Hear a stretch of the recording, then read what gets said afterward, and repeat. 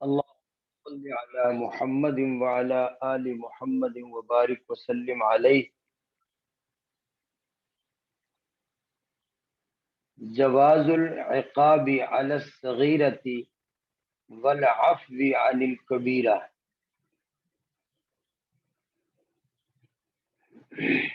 صغیرہ گناہوں پر عذاب بھی جائز ہے اور کبیرہ گناہوں کی معافی بھی جائز ہے، یعنی ہو سکتا ہے کہ اللہ رب العزت چاہیں تو صغیرہ گناہ پر بھی عذاب دیں اور چاہیں تو کبیرہ گناہ کو بھی معاف فرما دیں. ویسے عمومی طور پر جو ایک زیادہ امید ہے وہ اس بات کی ہے کہ صغیرہ گناہ اللہ تبارک و تعالی عبادات کی برکت سے معاف فرماتے رہتے ہیں. ان الحسنات یذہبن السیئات، کہ صغیرہ گناہ اللہ تبارک و تعالی عبادات کی برکت سے، نیکیوں کی برکت سے معاف فرماتے رہتے ہیں.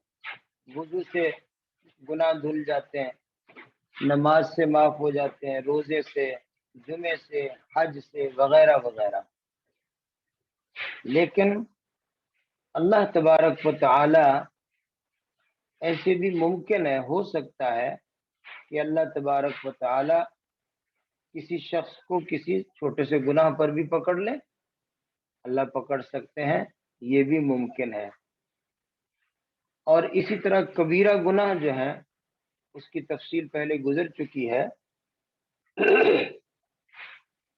کہ کبیرہ گناہ اللہ تبارک و تعالی اس پر سزا دیتے ہیں، لیکن اللہ تبارک و تعالی اگر چاہیں تو کبیرہ گناہ بھی معاف فرما دیں.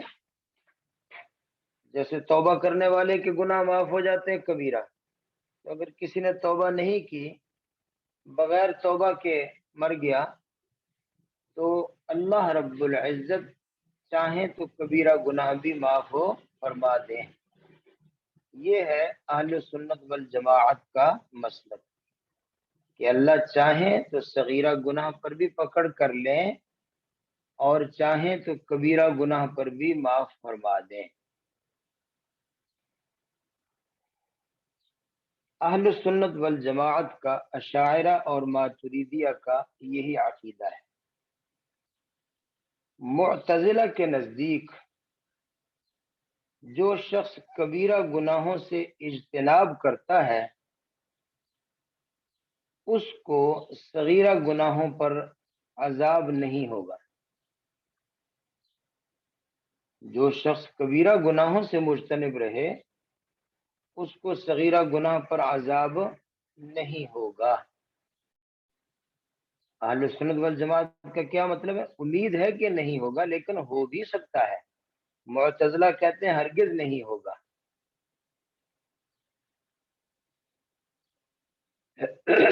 یہ ہے اختلاف. معتزلہ کی دلیل یہ ہے کہ قرآن پاک میں اللہ فرماتے ہیں ان تجتنبوا کبائر ما تنہون عنہ نکفر عنکم سیئاتکم، کہ اگر تم کبیرہ گناہوں سے بچتے رہو تو ہم تمہارے صغیرہ گناہوں کو مٹاتے رہتے ہیں. تو اس میں اللہ رب العزت نے کہہ دیا کہ جو کبیرہ سے مجتنب ہو اس کے صغیرہ یقیناً معاف ہیں. یہ ان کی دلیل ہے. اہل سنت والجماعت ان کی دلیل کا کیا جواب دیتے ہیں؟ جواب یہ دیتے ہیں کہ یہ جو آپ نے آیت پیش کی ہے ان تجتنبوا کبائر ما تنہون عنہ نکفر عنکم سیئاتکم، یہاں کبائر سے مراد کفر ہے. اس آیت مبارکہ میں کبائر سے مراد کفر ہے. تو مطلب یہ ہے کہ اللہ فرماتے ہیں اگر تم اپنے آپ کو کفر سے، شرک اور کفر ایک ہی چیز ہے، کفر اور شرک سے بچا لو تو باقی گناہ تمہارے جو ہیں وہ ہم معاف کر دیں گے۔ تو لہذا کبائر سے مراد یہاں کفر ہے، وہ بات نہیں جو آپ نے سمجھی کہ کبیرہ گناہ سے مجتنب رہے تو صغیرہ بہرحال معاف ہے۔ یہ اہل سنت والجماعت کی طرف سے جواب ہے۔ اس جواب پر ایک اعتراض ہے۔ اعتراض یہ ہے کہ آپ کیسے کہہ سکتے ہیں کہ کبائر سے مراد کفر ہے، حالانکہ کفر واحد ہے اور کبائر جمع ہے۔ کفر واحد ہے، کبائر جمع ہے، تو جمع کا اطلاق واحد پر، کفر پر آپ کیسے کہہ سکتے ہیں کہ کبائر سے کفر مراد ہے؟ کفر تو ایک ہے، کبائر جمع ہے، جمع کا اطلاق واحد پر ہوگا اور یہ جائز نہیں ہے۔ لہذا آپ کا کہنا کہ کبائر سے مراد آیت میں کفر ہے، یہ درست نہیں ہے۔ اس کا جواب یہ ہے کہ کفر اگرچہ ایک چیز ہے لیکن انواع کفر تو بہت ہیں۔ کفر ایک چیز ہے، ایمان سے منحرف ہو جانا، محروم ہو جانا، اس کو کفر کہتے ہیں، لیکن انواع کفر تو بہت ہیں۔ یہودی بھی کافر ہے، عیسائی بھی کافر ہے، بت پرست بھی کافر ہے، آتش پرست بھی کافر ہے، ہندو بھی کافر ہے، سکھ بھی کافر ہے، فارسی بھی کافر ہے۔ انواع کفر تو بہت زیادہ ہیں، تو اس لیے جمع کا لفظ لایا گیا۔ کبائر یہ انواع کفر کے متعدد ہونے کی وجہ سے جمع کا لفظ لایا گیا۔ اگرچہ الکفر ملت واحدہ، کفر حکم کے لحاظ سے ایک ہی چیز ہے، حکم کے لحاظ سے تو وہ ایمان سے خالی ہے اور ہمیشہ ہمیشہ کے لیے جہنم میں جائے گا، اس لحاظ سے، ورنہ انواع کفر تو بہت ہیں، اس لیے کبائر کا لفظ لایا گیا۔ اور اس کے لیے ایک ضابطہ اور قاعدہ بھی بیان کیا۔ ضابطہ یہ ہے کہ بعض دفعہ اگر جمع کا اطلاق جمع پر ہو تو اس سے مراد افراد کا اطلاق افراد پر ہوتا ہے۔ اگر جمع کا اطلاق جمع پر ہو تو اس سے مراد کیا ہوتا ہے؟ افراد کا اطلاق افراد پر ہوتا ہے۔ اس کی مثال سمجھ لو۔ مثال کے طور پر یہ کہا جاتا ہے رکب القوم دوابہم، رکب القوم دوابہم، کہ قوم سواریوں پر سوار ہوئی۔ اب قوم بھی جمع کا لفظ ہے اور دواب بھی جمع کا لفظ ہے، قوم سواریوں پر سوار ہوئی تو جمع کا اطلاق جمع پر ہے، لیکن مراد اس سے افراد ہیں کہ ہر شخص الگ ہے، اس کی سواری الگ ہے، ہر آدمی الگ ہے، اس کی سواری الگ ہے۔ تو جب جمع کا اطلاق جمع پر ہوتا ہے تو اس سے مراد ہر فرد کا الگ فرد پر اطلاق ہوتا ہے۔ اسی طرح دوسری مثال لبسو ثیابہم، انہوں نے اپنے کپڑے پہنے، تو لبسو یہ بھی جمع ہے، جمع کا صیغہ ہے، اور ثیاب بھی جمع ہے کہ ان لوگوں نے کپڑے پہنے، تو مراد کیا ہے کہ ہر شخص نے اپنا الگ لباس پہنا۔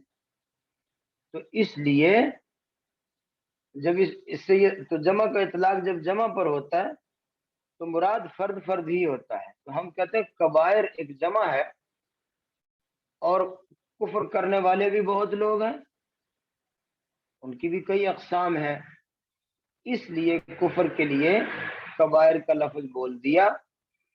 تو یہ ہم نے جو بتایا کہ یہاں کبائر سے مراد کفر ہے، یہی صحیح ہے۔ یہ سمجھ گئے جی بات؟ اچھا، اہل السنت والجماعت کا جو عقیدہ ہے کہ اللہ تبارک و تعالی صغیرہ گناہوں پر بھی پکڑ سکتے ہیں، چاہیں تو کبیرہ بھی معاف کر سکتے ہیں، کرتے ہیں، تو اس کے لیے یہ آیت مبارکہ کو پیش کرتے ہیں، وہی آیت جو پہلے سے چلی آ رہی، ان اللہ لا یغفر ان یشرک بہ ویغفر ما دون ذلک لمن یشاء۔ ما دون ذلک، کہ شرک کے علاوہ مادون ذالکہ میں کبائر بھی ہیں، صغائر بھی ہیں، چاہے تو معاف کر دے، چاہے تو پکڑ لے، تو صغیرہ پر بھی پکڑ سکتا ہے اور کبیرہ پر بھی معاف کر سکتا ہے۔ تو یہ ہو گیا جی اس کا خلاصہ۔ اب اس کے ساتھ آخر میں یہ بات سمجھ لیں کہ یہ جو ہم نے کہا کہ کبیرہ گناہ سے بھی اللہ تعالیٰ معاف کر دے تو یہ جائز ہے، لیکن یہ کب؟ اگر وہ مستحل نہ ہو، جس کی تفصیل کل کے سبق میں گزر چکی کہ اگر کوئی شخص گناہ کو حلال سمجھتا ہے یا شریعت کے حکم میں استخفاف کرتا ہے تو وہ پھر گناہ قابل معافی نہیں ہے، بلکہ وہ تو کفر اور شرک کے حکم میں ہو جائے گا۔ تو کبیرہ گناہ کی معافی کب جائز ہے؟ جب مرتکب جو ہے وہ مستحل نہ ہو۔ جی سمجھ گئے بات؟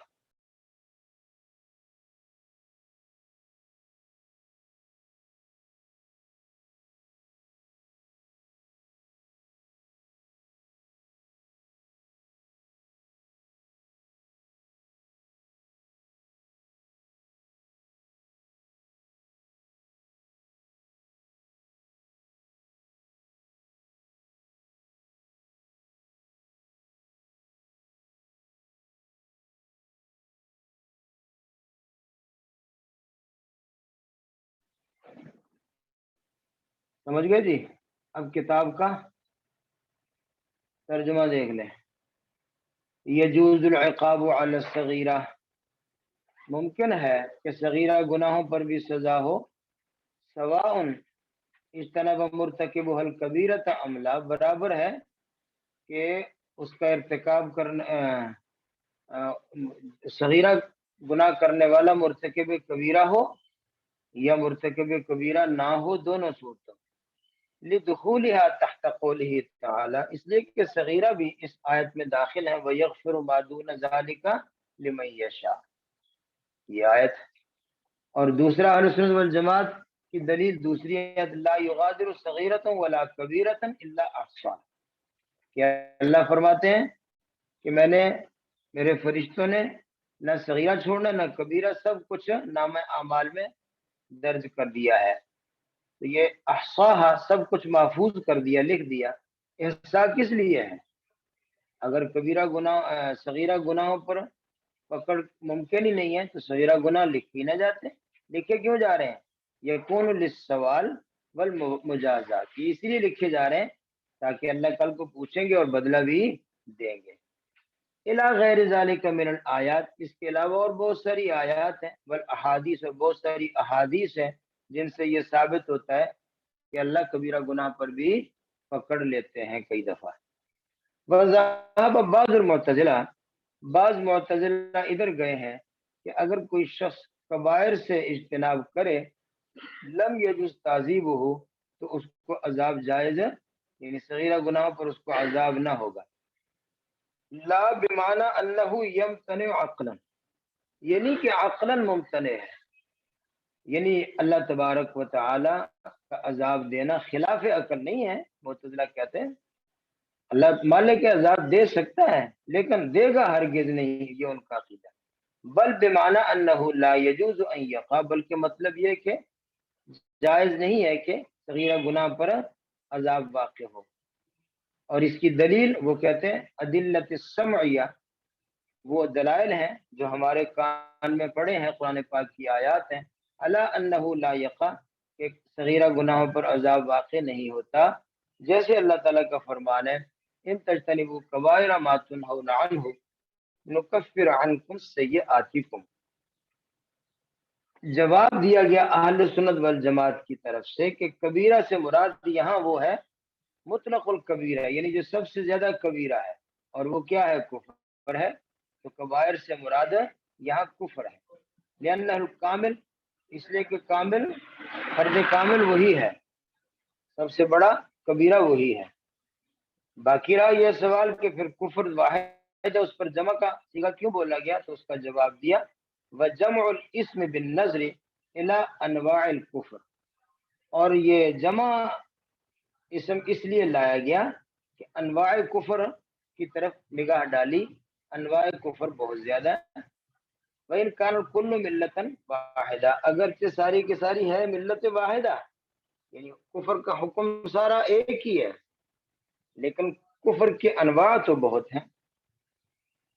او الى افرادہ القائمہ بافراد المخاطبین، یا یوں سمجھ لو کہ کفر کے جو افراد ہیں وہ بہت زیادہ ہے، اس بات کی طرف دیکھتے ہوئے کہ مخاطب بہت زیادہ ہے، یعنی جن کو کافر لوگ جو ہیں ان کی تعداد بہت زیادہ، ان کے افراد بہت ہیں، تو اس طرف نظر کرتے ہوئے ایک انواع کفر بہت زیادہ ہے، اس طرف نظر کرتے ایک مرتکبین کفر، کفر کرنے والے افراد بھی بہت زیادہ ہیں، تو اس لیے بھی جمع کا صیغہ لایا ہے۔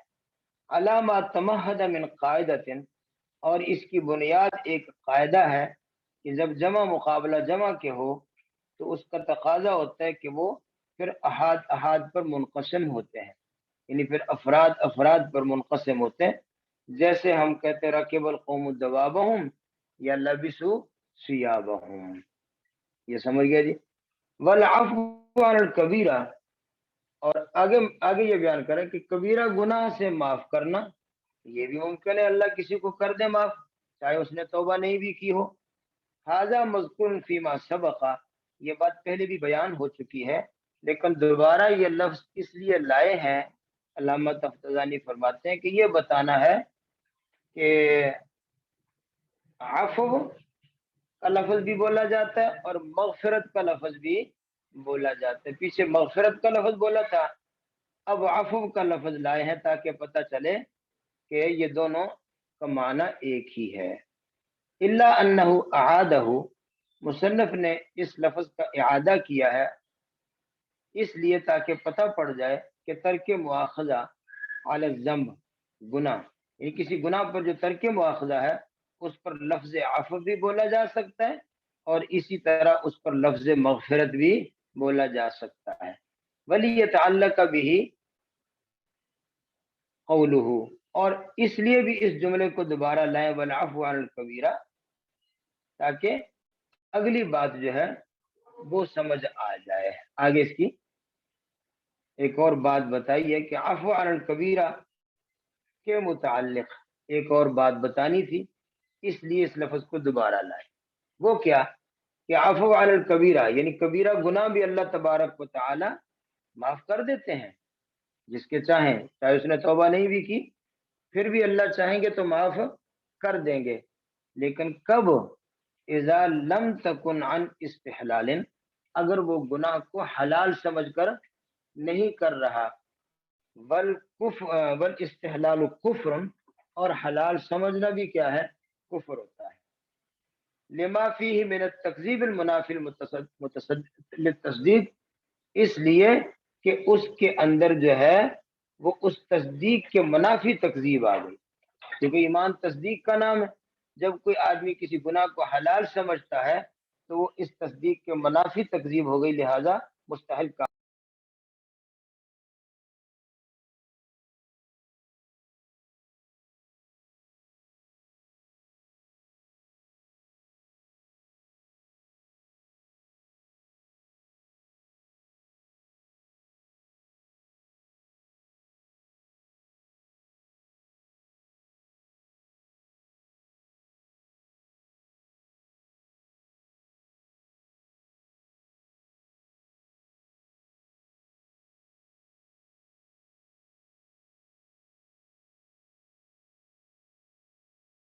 اور بھی سوال کا جواب دے رہے ہیں، وہ یہ کہ بہت ساری آیات میں گناہ گاروں کے لیے یہ کہا گیا کہ وہ ہمیشہ جہنم میں رہیں گے، ہمیشہ جہنم میں رہیں گے۔ بہت ساری آیات ایسی ہیں کہ کسی گناہ گار کے لیے یعنی مرتکب کبیرہ کو کہا گیا کہ وہ ہمیشہ جہنم میں رہے گا، یا ایسا کہا گیا کہ فلاں آدمی وہ اس سے سلب ایمان ہے، من ترک الصلاۃ متعمدا فقد کفر، جو آدمی جان بوجھ کر نماز چھوڑ دے اس کا ایمان سلب ہو گیا۔ ایسی جو احادیث ہیں اس پر تذکرہ تو پہلے گزر چکا، لیکن کہتے ہیں ان کی ایک اور بھی تعویل ہے، وہ کیا کہ ہاں جو آدمی اس گناہ کو حلال سمجھ کر رہا ہو تو پھر وہ کافر ہو جاتا ہے۔ مرتکب کبیرہ بھی اس وقت کافر ہو جاتا ہے جب وہ گناہ کو حلال سمجھ کر رہا ہو۔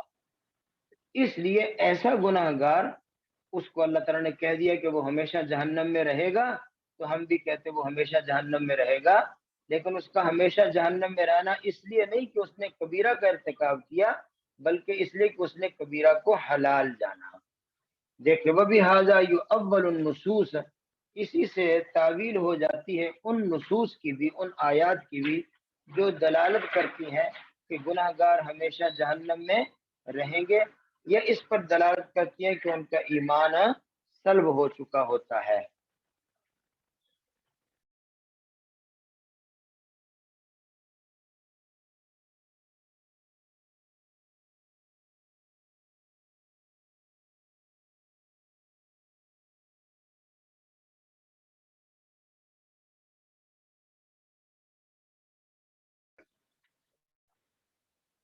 والشفاعت ثابتۃ للرسل والاخیار فی حق اہل الکبائر بالمستفید من الاخبار۔ جی شفاعت کے متعلق پہلے خلاصہ سمجھ لیں۔ اہل سنت والجماعت کا عقیدہ یہ ہے، اہل سنت والجماعت کا عقیدہ یہ ہے کہ الشفاعت ثابتۃ، شفاعت بھی ثابت ہے، یعنی بہت سے گناہ گاروں کی جان چھوٹے گی قیامت کے دن۔ کس طرح کہ کوئی سفارشی ان کی سفارش کر دے گا، جیسے آپ نے سنا حافظ قرآن اپنے خاندان کے 10 آدمیوں کی، اور شہید اسلام اپنے خاندان کے 70 آدمیوں کی، اور عالم دین اپنے خاندان کے 100 افراد کی، اور چھوٹے بچے جو فوت ہو جاتے ہیں وہ اپنے ماں باپ کا اور جنازہ پڑھنے والوں کا وہ سفارش کرے گا۔ تو شفاعت برحق کے بہت سے گناہ گار، وہ ان کی جان شفاعت سے چھوٹ جائے گی۔ اور شفاعت میں اہل سنت والجماعت کے نزدیک شفاعت للخلاص من العذاب ولزیادت الثواب، یعنی کسی کی شفاعت اس طرح ہوگی کہ اس کا عذاب سے جان چھوٹ جائے، اور کسی کو سفارش سے یہ فائدہ ہوگا کہ اس کا ثواب زیادہ ہو جائے۔ جنت کے نچلے درجے میں ہے، سفارش کی وجہ سے اس کو ثواب زیادہ ہو جائے، اوپر والا درجہ مل جائے، اس کا مرتبہ بڑھ جائے۔ تو شفاعت دونوں جگہ مؤثر ہے، للخلاص من العذاب، عذاب سے بھی چھٹکارا ہو سکتا ہے شفاعت کی وجہ سے، ولزیادت الثواب، اور ثواب اور بدلہ بھی زیادہ ہوگا، دونوں جگہ شفاعت کام کر سکتی ہے۔ یہ ہے اہل سنت والجماعت کے کا عقیدہ۔ اچھا اس کے دلائل وہ بھی یہاں قرآن پاک کی کچھ آیات ہیں، اس کی تفصیل میں عرض کرتا ہوں۔ اچھا بعض معتزلہ کے نزدیک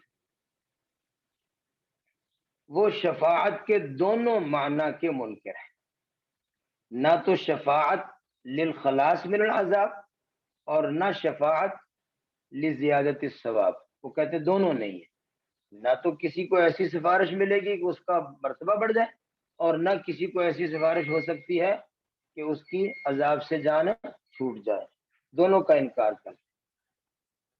اکثر معتزلہ شفاعت کے دونوں قسموں کا انکار کرتے ہیں۔ بعض معتزلہ وہ یہ کہتے ہیں کہ شفاعت لزیادت الثواب تو ہوگا کہ ایک شخص جنت میں چلا گیا، اب اس کو سفارش مل جائے، اس کا اور مرتبہ بڑھ جائے، اور سفارش مل جائے اور مرتبہ بڑھ جائے، ثواب زیادہ ملے، یہ تو ہو سکتا ہے، لیکن خلاص من العذاب میں شفاعت کہ وہ منکر ہیں۔ تو اکثر معتزلہ دونوں قسم کی شفاعت کے منکر ہیں، اور بعض معتزلہ خلاص من العذاب والی شفاعت کے منکر ہیں، لیکن لزیادت ثواب والی شفاعت کے وہ قائل ہیں۔ سمجھ گئے جی؟ اچھا، اہل السنت والجماعت کے جو دلائل ہیں قرآن پاک کی متعدد آیات ہیں، بہت ساری آیات ہیں، جن میں یہاں پر مصنف نے 2 آیتیں نقل فرمائی۔ ایک آیت وَاسْتَغْفِرْ لِذَنْبِكَ وَلِلْمُؤْمِنِينَ وَالْمُؤْمِنَاتِ کہ اللہ تبارک و تعالی نے نبی پاک صلی اللہ علیہ وسلم کو فرمایا وَاسْتَغْفِرْ لِذَنْبِكَ، آپ معافی مانگیں اپنے ذنب کے لیے، وَلِلْمُؤْمِنِينَ وَالْمُؤْمِنَاتِ اور باقی مومنین اور مومنات کے لیے بھی آپ استغفار کریں، آپ ان کی معافی مانگیں۔ تو جب اللہ کے رسول کہیں یا اللہ میری امت کو معاف کر دے، مومنین کو معاف کر دے، تو اللہ تعالیٰ خود فرما رہے ہیں آپ کہیں، تو حضور کا یہ کہنا یہ بخشش کی سفارش ہے کہ نہیں؟ تو لہٰذا اس آیت سے ثابت ہوا کہ شفاعت برحق ہے۔ دوسری آیت مبارکہ پیش فرمائی فما تنفعهم شفاعت الشافعین کہ اللہ تبارک و تعالی فرما رہے ہیں کہ قیامت کے دن کچھ لوگ ایسے ہوں گے جن کو شافعین کی شفاعت نفع نہ دے گی، یعنی کافروں کے مشرکوں کے متعلق فرمایا کہ ان کو شافعین کی شفاعت سے کوئی نفع نہ ہوگا۔ تو اس میں یہ بات بھی تو نکلتی ہے نا، یہ بات ثابت ہوتی ہے کہ ان کو شفاعت سے نفع نہ ہوگا جو کافر ہیں، تو کیا نکلا اس میں سے کہ جو کافر نہیں ہیں ان کو شفاعت سے نفع ہوگا۔ تو اس سے بھی معلوم ہوا کہ شفاعت کا عقیدہ برحق ہے۔ ایک عقلی دلیل بھی پیش فرما دی، عقلی دلیل، بلکہ اس کو پہلے پیش کیا۔ عقلی دلیل یہ پیش کی کہ ہم پہلے پچھلے ابواب میں یہ بیان کر آئے ہیں کہ اللہ تبارک و تعالی چاہیں تو صغیرہ گناہ بھی معاف فرما دیں اور کبیرہ گناہ بھی معاف فرما دیں، تو وہ تو بغیر شفاعت کے بھی صغیرہ اور کبیرہ کی معافی کی توقع رکھتے ہیں ہم اللہ سے۔ تو جب بغیر شفاعت کے بھی اللہ تبارک و تعالی سے عفو عن الصغائر والکبائر جائز ہے، عفو و مغفرت جائز ہے بغیر شفاعت کے بھی، تو فبالشفاعت اولا، تو شفاعت سے بطریق اولا مغفرت جو ہے وہ جائز ہو جائے گی۔ کیا اللہ تبارک و تعالی کئی گناہ گاروں کو ویسے ہی نہیں چھوڑ دیں گے، سفارش کے بغیر ہی اللہ چھوڑ دیں؟ تو سفارش کے ساتھ بطریق اولا ان کی مغفرت ثابت ہوتی ہے۔ تو یہ عقلی دلیل ہو گئی، اور یہ 2 آیتیں جو قرآن پاک سے پیش کی یہ ہو گئی قرآن پاک کی دلیل۔ اور احادیث میں بھی ایک حدیث پیش کر دی، ویسے احادیث بھی بہت زیادہ ہیں، اس میں ایک حدیث پیش کی کہ جناب رسول اللہ صلی اللہ علیہ وسلم کا فرمان ہے، یہ شفاعتی لأہل الکبائر من امتی، کہ میری شفاعت میری امت کے کبائر کے لیے ہوگی، جو کبیرہ گناہوں والے ہوں گے، کبیرہ گناہوں میں جو ماخوذ ہوں گے، میں ان کی شفاعت کروں گا تو ان کی جان چھوٹ جائے گی۔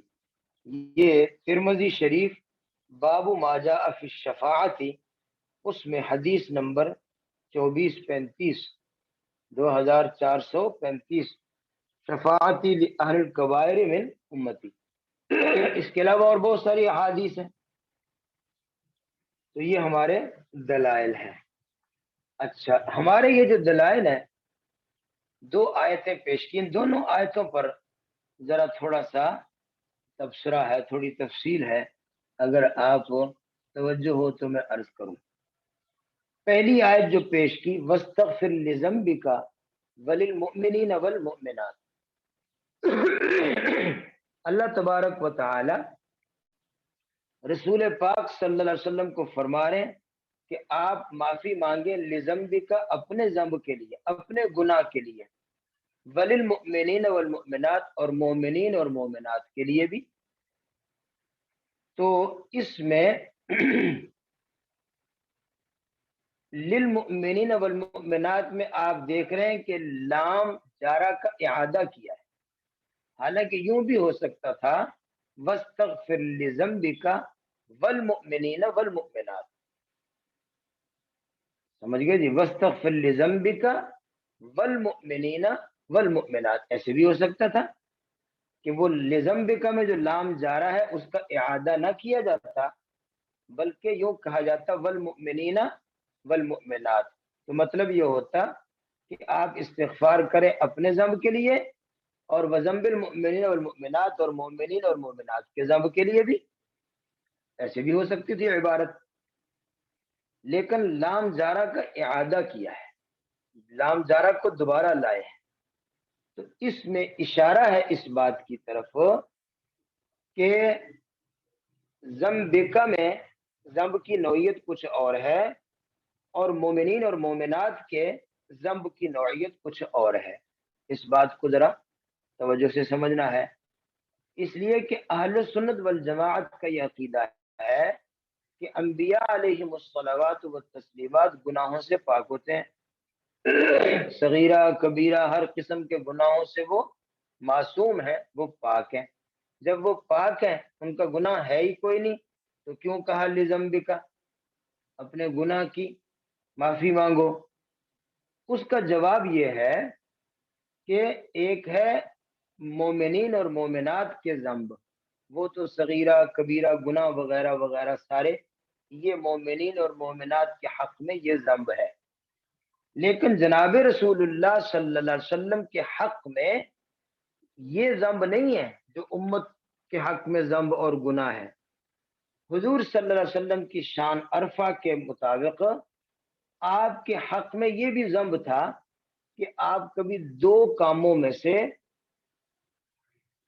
اللہ نے آپ کو دو چیزوں کا اختیار دیا، یہ کر لو یا یہ کر لو، دونوں جائز ہے، گناہ کوئی بھی نہیں، لیکن آپ نے احسن کو چھوڑ کر حسن کو اختیار کر لیا ہو، زیادہ بہتر کو چھوڑ کر آپ نے کم بہتر کو اختیار کر لیا، تو اللہ تبارک و تعالی نے فرمایا میرے محبوب آپ کی شان تو یہ تھی کہ آپ اس چیز کو اختیار کرتے، تو حضور صلی اللہ علیہ وسلم اس پر استغفار کرتے کہ یا اللہ ہاں یہ مجھ سے کوتاہی ہوئی، مجھے معاف فرما دے۔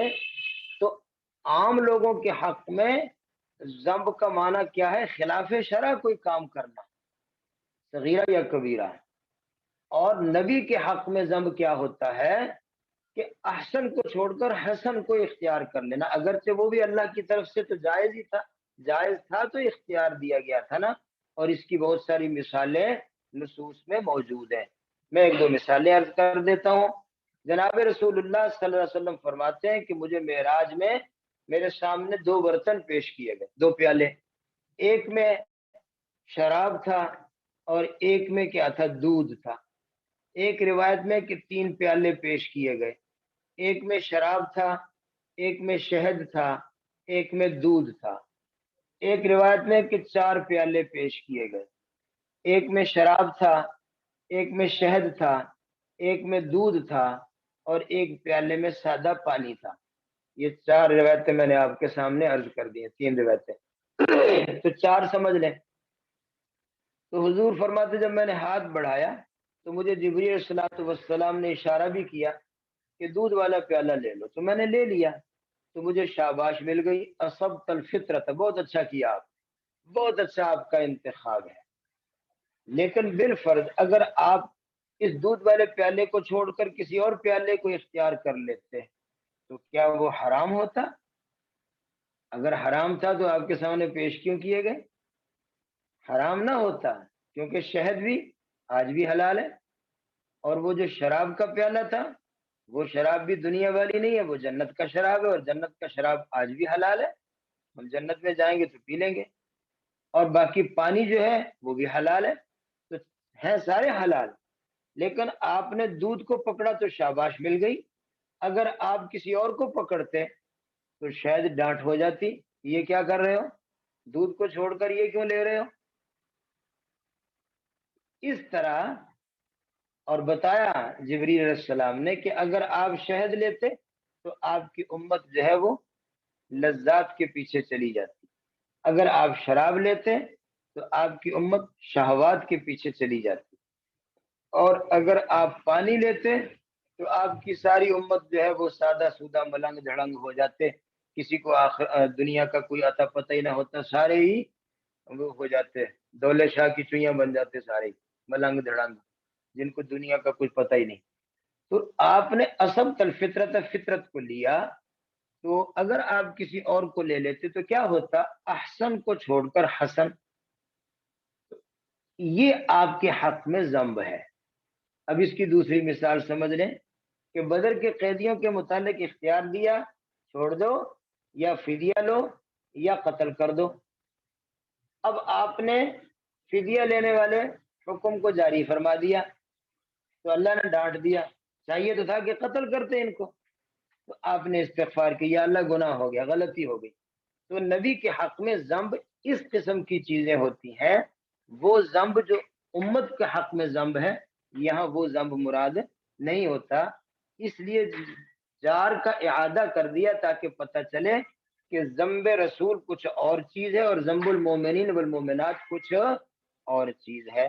یہ تو میں نے آپ کو اس آیت کا کچھ تشریح عرض کر دی ہے۔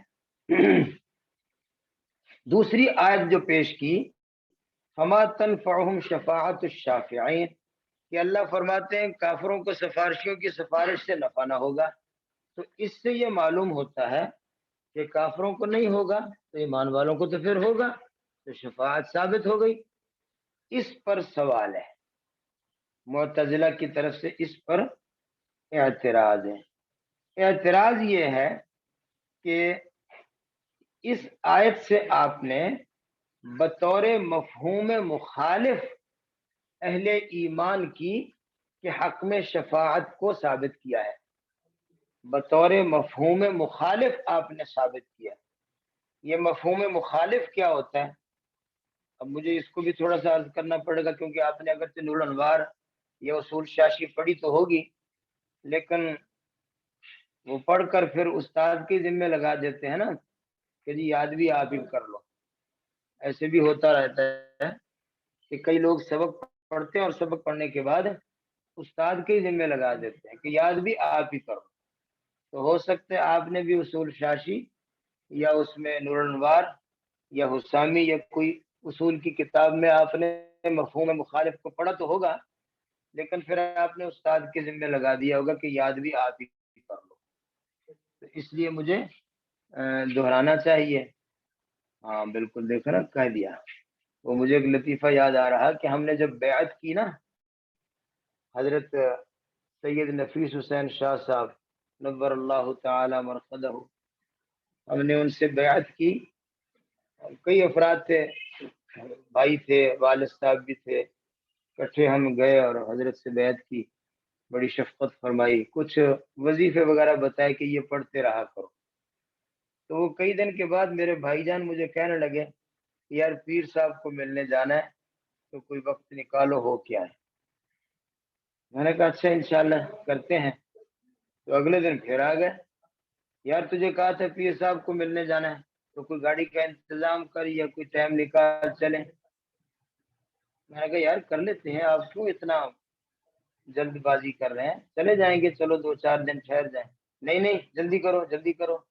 بڑے بھائی جان میں نے سوچا، میں نے کہا اچھا یار چلتے تو ہیں، کون سی اتنی ضروری بات ہے جو آپ کہہ رہے ہیں کہ جلدی چلو جلدی چلو؟ کہنے لگے بات یہ ہے کہ وہ جو حضرت نے ہمیں وظیفے بتائے تھے نا کہ یہ پڑھتے رہا کرو، ہم تو قرآن پڑھنے پڑھانے والے لوگ ہیں، سارا دن بچے سر کھاتے ہیں، تو رات کو جو ہے وہ آرام کو وقت نہیں ملتا، مصروفیات زیادہ ہیں، نماز پڑھانی، درس دینا، بچے پڑھانے، یہ کرنا وہ کرنا، تقریر کرنی، تو استاد جی کو یہ کہنا ہے کہ جو آپ نے ہمیں تسبیحات بتائی تھی نا وہ تسبیحات آپ خود ہی کر لیا کرو، یہ جا کر پیر صاحب کو کہنا ہے۔ تو میں نے کہا جی زندہ باد، بالکل ٹھیک ہے۔ تو انہوں نے کر بھی لیا یہ کام، حضرت کی خدمت میں حاضر ہوا اور کہا حضرت بچے پڑھاتے ہیں حفظ کی درسگاہ، اس کا بڑا دباؤ ہوتا ہے، پھر جناب نمازیں بھی پڑھانی ہیں، پھر اور بھی مصروفیات ہیں، تو یہ تسبیحات میں کوتاہی ہو جاتی ہے۔ تو حضرت نے فرمایا بھی قرآن پڑھنے پڑھانے والوں کے لیے تسبیحات ضروری نہیں ہے، بجاؤ قرآن پڑھتے پڑھاتے رہا کرو، جتنا زیادہ ہو سکے تسبیح کر لو نہ کر لو تمہیں اجازت ہے۔ تو اس اللہ کے بندے نے اجازت بھی لے لی۔ تو ایسے ہی میں سمجھتا ہوں کہ بہت دفعہ ہم سبق جب پڑھاتے ہیں نا، تو میں طلبا سے پوچھا کرتا ہوں کہ ہاں بھی یاد بھی میں ہی کر لوں، تو بعض دفعہ جیسے آپ نے ابھی کہہ دیا کہ ہاں ٹھیک ہے استاد جی نے یاد کیا ہوگا، ہم نے نہیں کیا۔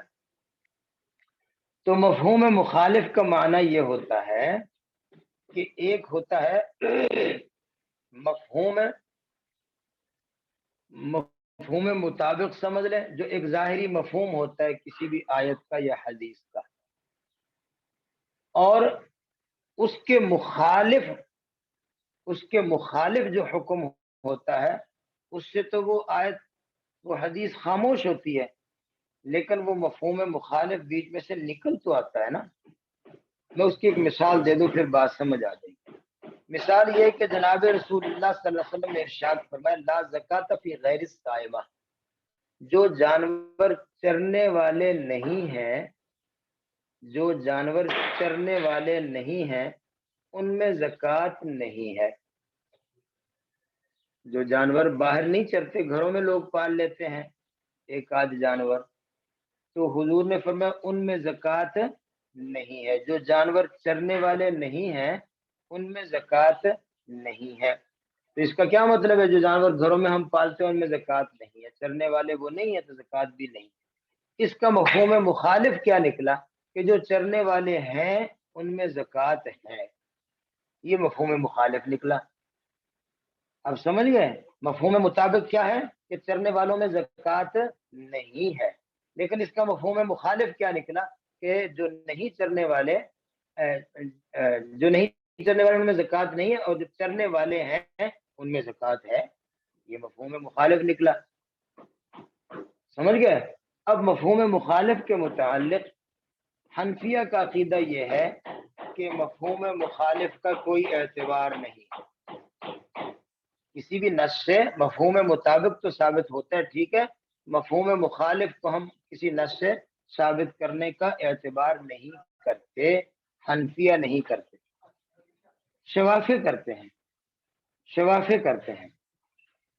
کہتے ہیں کہ اس حدیث میں جہاں آیا کہ غیر صائمہ پر زکوٰۃ نہیں ہے، تو اسی سے ثابت ہو گیا کہ جو جانور باہر چرنے والے ان پر زکوٰۃ ہے۔ حنفیہ کہتے نہیں، اس سے صرف یہ ثابت ہوا کہ جو چرنے والے نہیں ہیں ان پر زکوٰۃ نہیں ہے۔ باقی یہ مسئلہ کہ جو جانور باہر چرتے ہیں ان پر زکوٰۃ ہے، یہ اس سے نہیں بلکہ اس کی اور نصوص ہیں اور احادیث ہیں اور اس کے دلائل ہیں، وہاں سے ثابت ہوگا۔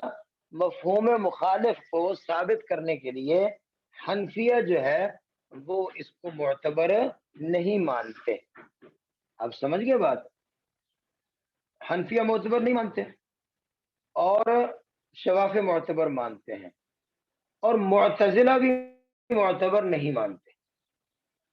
معتزلہ بھی مفہوم مخالف کے استدلال کو معتبر نہیں مانتے۔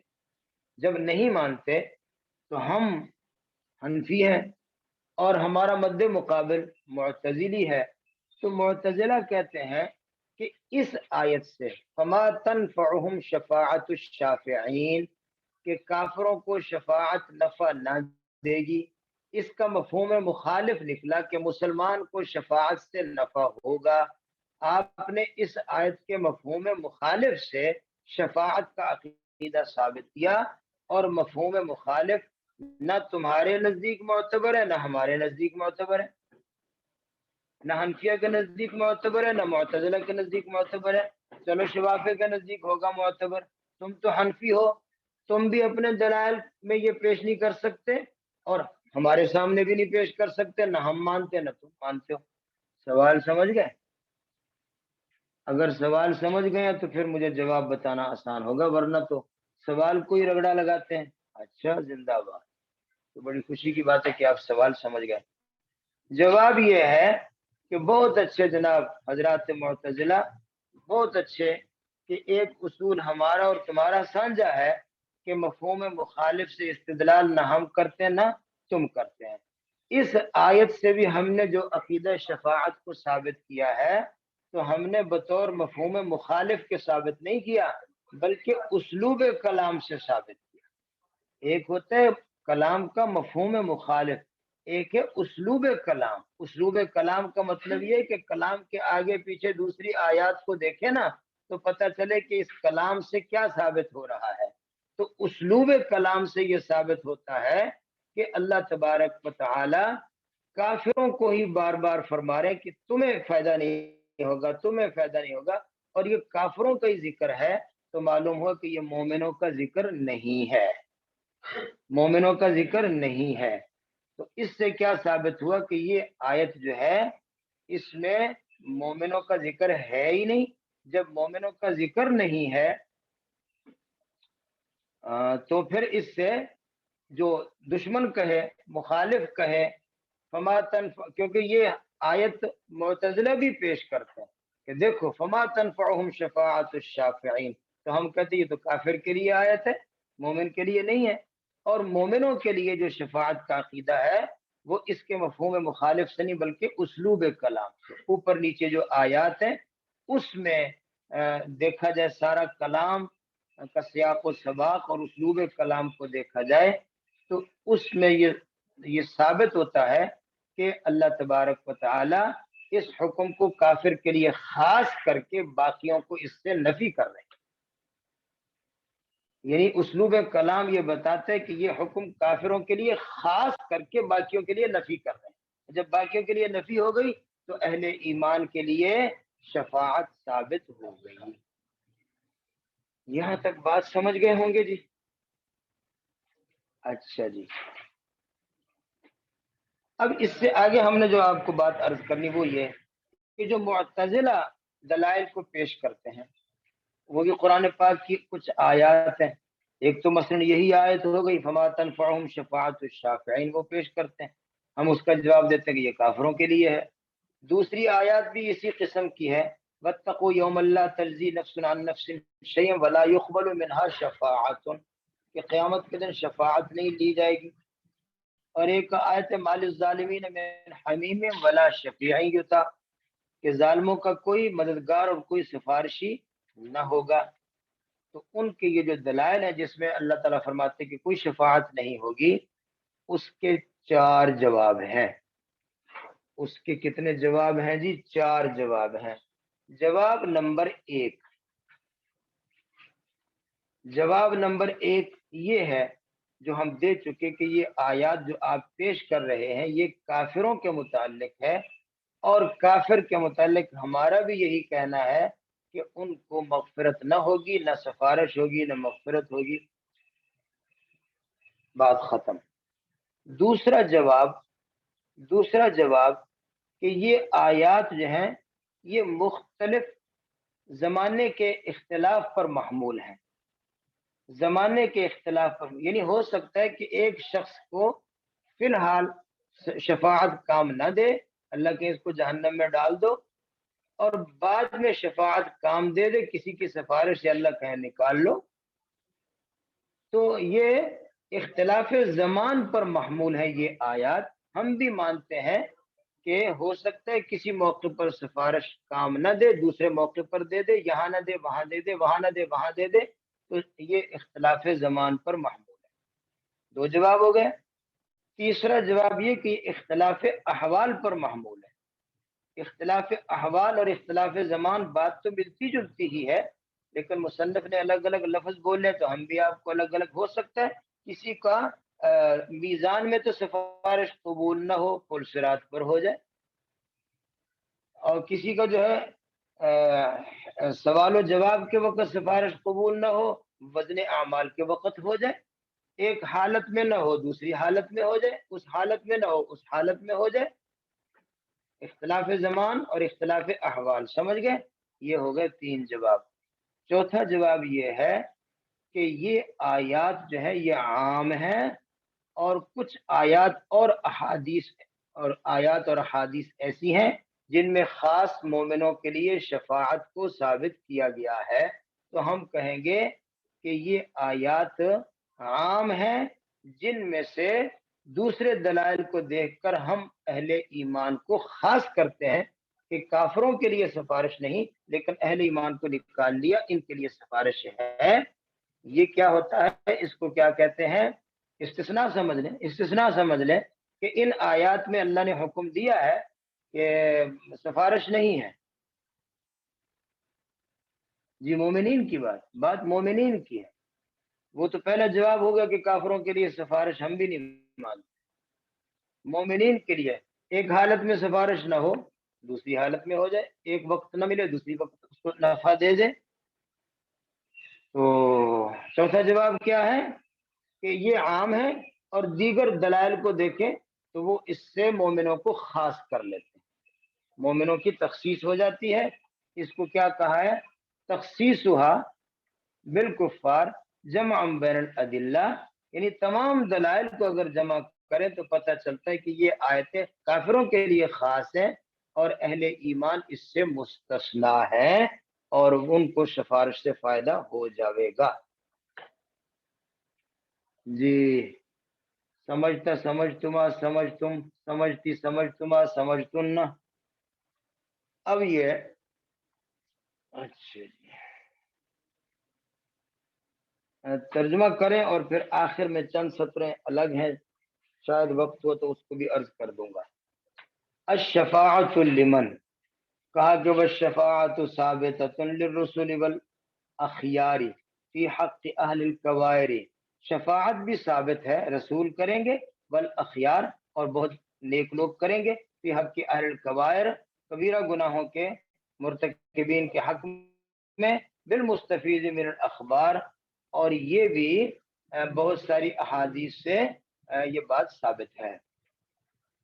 خلاف للمعتزلہ، معتزلہ اس میں مخالف ہے، ان کا اختلاف کی کیا نوعیت ہے میں نے آپ کو بتا دیا کہ اکثر معتزلہ دونوں شفاعتوں کے منکر ہیں، اور بعض معتزلہ زیادت للثواب والی شفاعت کے تو قائل ہیں، خلاص من العذاب والی شفاعت کے منکر ہیں۔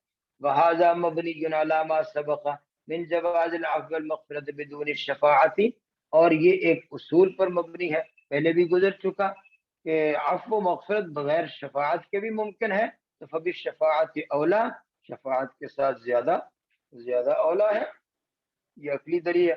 وعندهم لما لم یجز لم تجز، اور معتزلہ کے نزدیک جب بغیر شفاعت کے مغفرت اور معافی ممکن نہیں تو شفاعت کے ساتھ بھی ممکن نہیں، کیونکہ وہ پیچھے بھی گزر چکا کہ وہ بغیر توبہ کے تو کبائر کی اور صغائر کی معافی کو مانتے نہیں ہیں۔ لنا، ہمارے دلائل ہیں، اللہ تعالیٰ کا فرمان ہے واستغفر لذنبک وللمؤمنین والمؤمنات، اور اللہ تعالیٰ کا فرمان ہے فما تنفعهم شفاعت الشافعین۔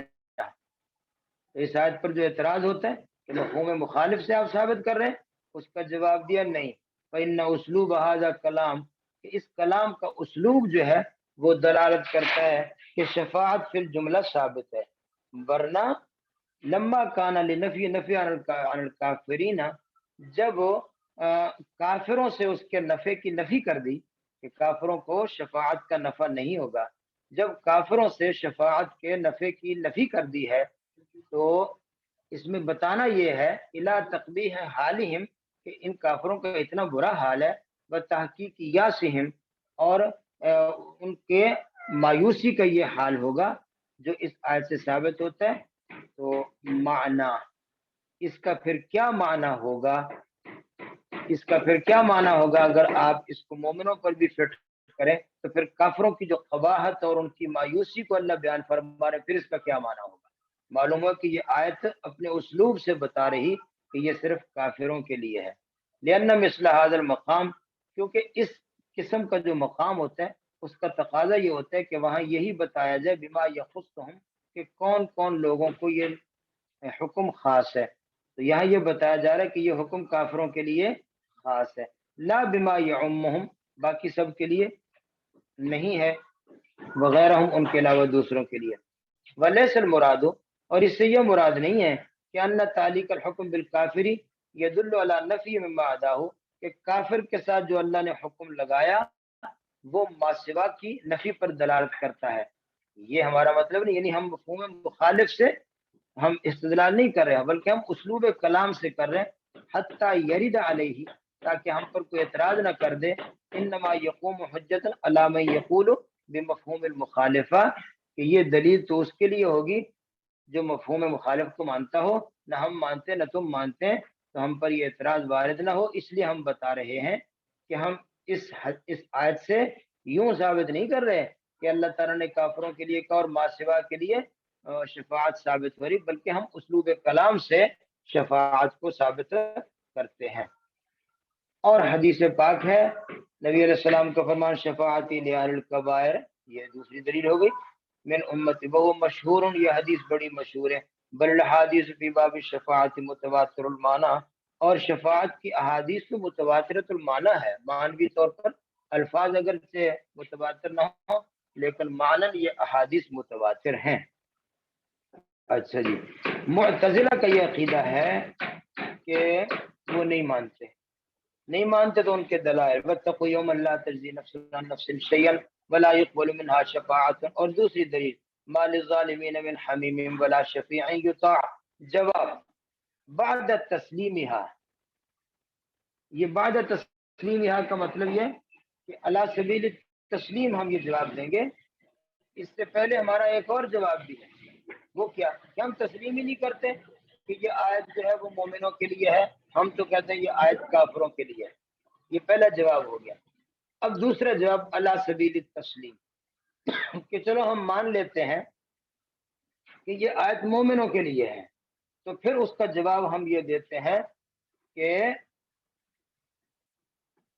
یہ اختلاف ازمان اور اختلاف احوال پر محمول ہے، جس کی تفصیل میں نے عرض کر دی کہ بعد تسلیمی دلالت علی العموم فی الاشخاص، اس بات کو ہم مان لیتے ہیں، تسلیم کر لیتے ہیں کہ یہ آیت تمام اشخاص کے عموم پر دلالت کرتی ہے، مومن کافر سب کو دلالت کرتی ہے، تو پھر ہم کہتے ہیں والازمان والاحوال، معاملہ یہاں مختلف زمانوں اور مختلف احوال کا ہے۔